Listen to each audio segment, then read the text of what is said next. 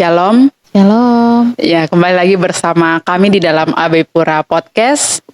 Dan kali ini kita berlanjut dalam ruang kesaksian, di mana dengan tema Pemuda Advent di Tanah Rantau. Dan kita berada di dalam podcast kali ini, narasumber kami yaitu Saudari Aprilia Sasarari yang akrab dipanggil dengan Kakak Lili.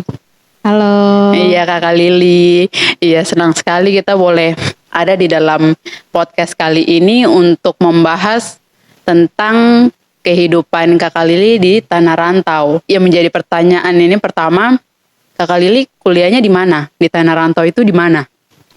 Baik, untuk kesempatan yang telah diberikan kepada saya berkuliah di Universitas 11 Maret Surakarta, yaitu bertempat di Kota Solo. Oh iya, jadi Kakak Lili dari tahun berapa masuk kuliah? Saya mendapat beasiswa dari Afirmasi dan puji Tuhan saya dari tahun 2014 dan sekarang sudah selesai dan tinggal menunggu untuk wisuda. Oh iya, puji Tuhan. Jadi jurusan apa Kakak Lili ambil kemarin? Saya di sana jurusannya peternakan. Peternakan. Oh iya, berarti itu sudah mempersiapkan diri juga untuk kehidupan ke depan. Karena kalau bukan pertanian, peternakan itulah kehidupan yang akan kita jalani ke depan sebagai umat-umat Tuhan. Iya, selanjutnya waktu di Tanah Rantau, apakah di sana di Solo ada keluarga atau teman-teman yang Kakak Lili miliki di sana? Apakah ada? Tidak ada karena rantau, jadi sama sekali tidak ada keluarga, tetapi ada teman-teman di sana yang sudah dianggap seperti keluarga. Karena di sana kami juga mempunyai komunitas-komunitas. Jadi itu ada di dalam kampus kami sendiri juga, itu namanya komunitasnya itu Kelapa, Keluarga Afirmasi Papua dan Papua Barat. Oh begitu. Jadi sekalipun tidak ada keluarga, tidak ada siapapun yang dikenal secara dekat dari daerah asal, tetapi itulah yang menjadi kesatuan lewat komunitas itu ya. Oh iya. Selanjutnya bagaimana cara Kakak Lili menyampaikan Injil di Tanah Rantau? Entah di lingkungan kampus, di lingkungan tempat tinggal, atau di mana saja waktu di Tanah Rantau, cara menyampaikan Injil itu seperti apa bagi Kakak Lili? Iya baik, saya punya pengalaman waktu itu, waktu awal-awal kuliah di sana itu, ada satu mata kuliah yang karena saya jurusan peternakan, jadi langsung ada satu mata kuliah yang langsung ditangani oleh dokter hewan. Dan waktu itu pas prakteknya itu pada hari Sabat, dan sebelumnya saya sudah minta izin kepada asisten untuk saya tidak bisa mengikuti karena pada hari Sabat itu atau hari Sabtu itu saya ibadah.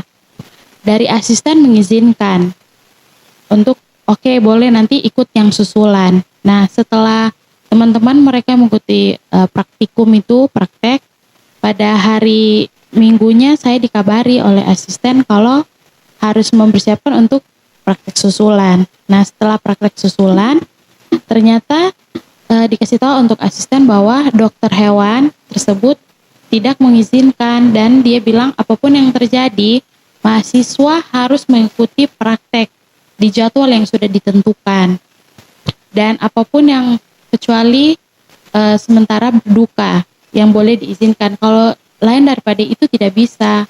Dan akhirnya asisten bilang kalau semisalnya dek prakteknya nanti sore, ikut yang sore gimana, atau siang, kan ibadahnya kan bisa pagi karena kita kan punya shift dalam prakteknya itu.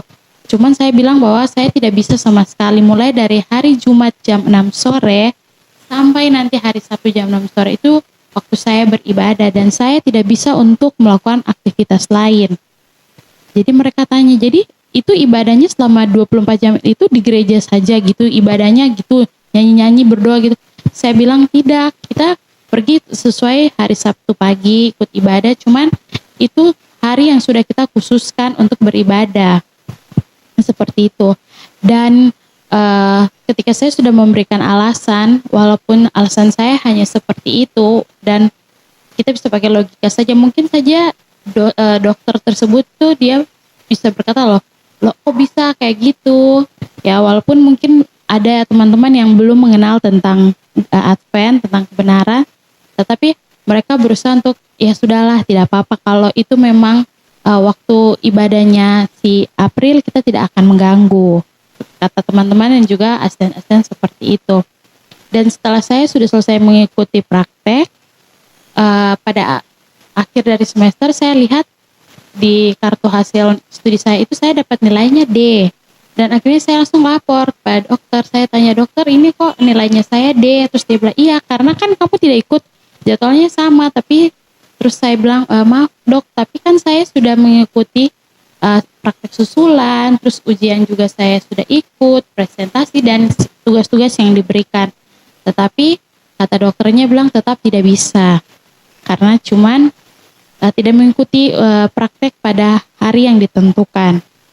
Dan sempat saya kecewa karena kalau kita harus menunggu lagi berarti harus tunggu tahun depan lagi ya untuk mengulang mata kuliah itu, sedangkan kita di sana itu kan kalau sudah dibagi seperti itu kan sudah diatur-atur.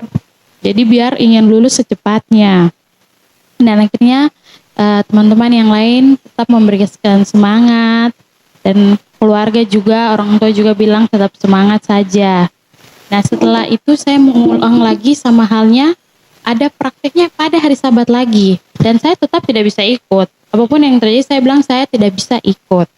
Nah setelah itu nilai keluar juga tetap sama seperti itu. Akhirnya dari pembimbing saya, dosen wali bilang kalau lebih baik lapor saja kepada Kaprodi ya, kepada program studi karena mereka yang lebih berwenang.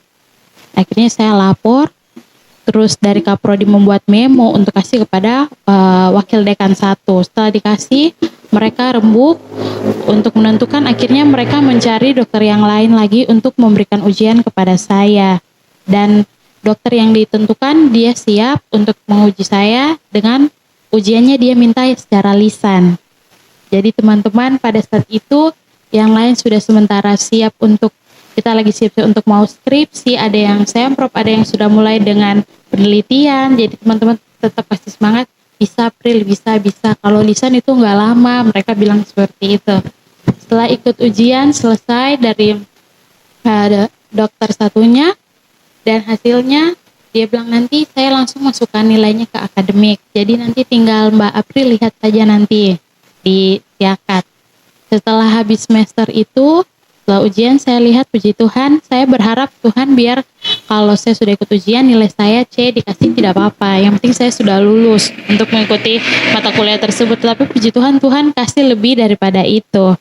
Jadi saya berterima kasih karena ketika kita tidak harus membicarakan banyak hal tentang pekabaran, tentang hari Sabat, tetapi bila kita menunjukkan kita punya prinsip, Tuhan pasti akan menolong kita dan orang lain tahu. Jadi segala event apapun yang di kampus buat, teman-teman komunitas buat, tetapi pada hari Jumat atau hari Sabtu, mereka bilang nanti Kak Lili atau Kak April nyusul. Karena ini masih jam ibadah dari Mbak April seperti itu.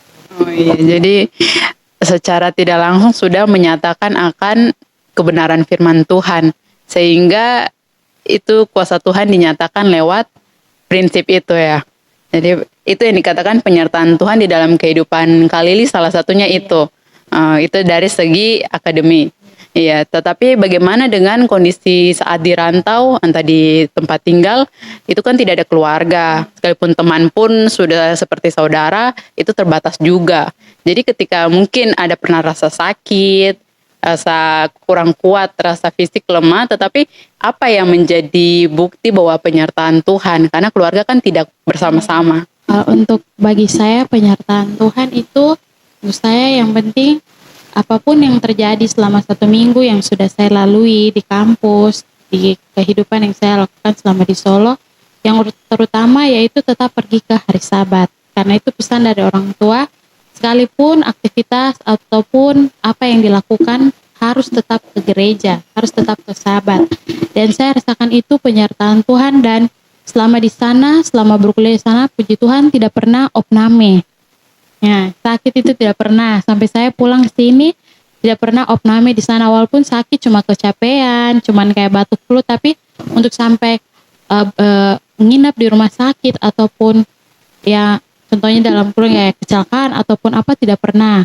Karena saya percaya ketika mengutamakan Tuhan, penyertaan Tuhan itu utamakan Tuhan yang pertama, segala sesuatu Tuhan akan menyertai. Puji Tuhan. Jadi itu yang menjadi beban bagi anak-anak di rantau karena urusan mau cari makan atau apapun itu, pendidikan itu bisa. Tetapi kalau misalnya lemah, lagi down gitu, sakit, itu kan yang menjadi aduh ini jauh dari mama, jauh dari keluarga, semua kan susah. Tetapi puji Tuhan bagi Kakak Lili itulah bukti nyata Tuhan, penyertaan Tuhan sehingga tidak ada kondisi yang berlebihan untuk segi fisik ya.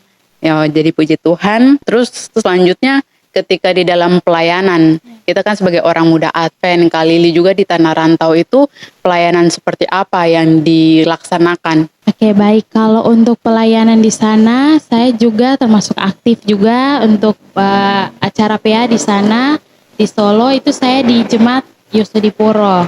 Ya, itu salah satu jemaat di sana dan ikut juga terlibat dalam acara-acara pemuda di sana. Dan juga selain itu saya juga mengikuti acara yaitu dari Public Campus Ministry. Itu adalah salah satu persekutuan dari mahasiswa Advent se-Jawa Tengah. Jadi itu Public Campus Ministry, singkatan PCM. Jadi sudah 2 kali dan puji Tuhan waktu kali keduanya itu dikasih jadi panitia juga. Jadi selama di sana juga selain ikut aktivitas komunitas dari kampus, dari gereja pun juga saya ikut. Seperti itu. Oh iya, jadi itu menjadi motivasi bagi kita semua orang-orang muda ya, bahwa bukan hanya di dalam organisasi gereja saja, tetapi kenapa tidak untuk berkecimpung, bergabung bersama dengan komunitas lain di luar sana, sehingga itu pasti menjadi sarana untuk kita menyampaikan Injil ya. Iya. Oh ya. Jadi tentunya kita semua semakin bersemangat lagi untuk ada dalam setiap komunitas, terlebih di dalam komunitas kepemudaan gereja. Karena dari situlah cikal bakal untuk kita boleh terjun ke komunitas lain untuk menjangkau setiap teman-teman orang muda juga di luar sana. Ya, sebagai orang muda di Tanah Rantau, apakah ada ayat pendukung yang betul-betul menguatkan Kakak Lili selama ada di Tanah Rantau, jauh dari keluarga? Apa ada ayat pendukung untuk menguatkan kita semua? Iya, ada ayat pendukung saya selama saya berkuliah di sana itu yang selalu kalau saya merasa jenuh ataupun lelah, tapi saya percaya di dalam ayat dari Filipi 4 ayat 13, mungkin kita sudah sering dengar, segala perkara dapat kutanggung di dalam Dia yang memberikan kekuatan kepadaku. Ya, amin. Jadi memang benar-benar firman Tuhan sangat menguatkan kita jauh daripada keluarga. Kakak Lili sudah membuktikan itu, bahwa firman Tuhan yang selalu menguatkan sekalipun jauh dari keluarga, sehingga percaya bahwa penyertaan Tuhan itu akan selalu nyata di dalam kehidupan Kakak Lili ya. Ya, selanjutnya itu ada kesan dan pesan untuk kita semua sahabat orang muda di mana saja dari Kakak Lili di sini. Ya, kesan untuk saya berterima kasih terutama untuk pemuda AB Pura karena sudah membuat program ini walaupun sederhana, tetapi dengan ini kita bisa membagikan kepada orang lain. Dan juga kesannya saya berterima kasih karena walaupun sebelum pergi untuk berkuliah sampai balik selalu saya senang karena kesan yang saya dapatkan dari orang-orang muda itu, terutama untuk pemuda-pemuda Advent itu selalu mempunyai semangat untuk mau melayani seperti itu. Dan pesan untuk saya terutama untuk anak-anak muda dan untuk anak-anak Papua yang ada berkuliah di luar maupun di dalam di tanah Papua, kita tetap percaya bahwa kalau Tuhan sudah mempunyai masa depan, sudah merencanakan masa depan yang baik untuk kehidupan kita, Tuhan akan selalu menuntun.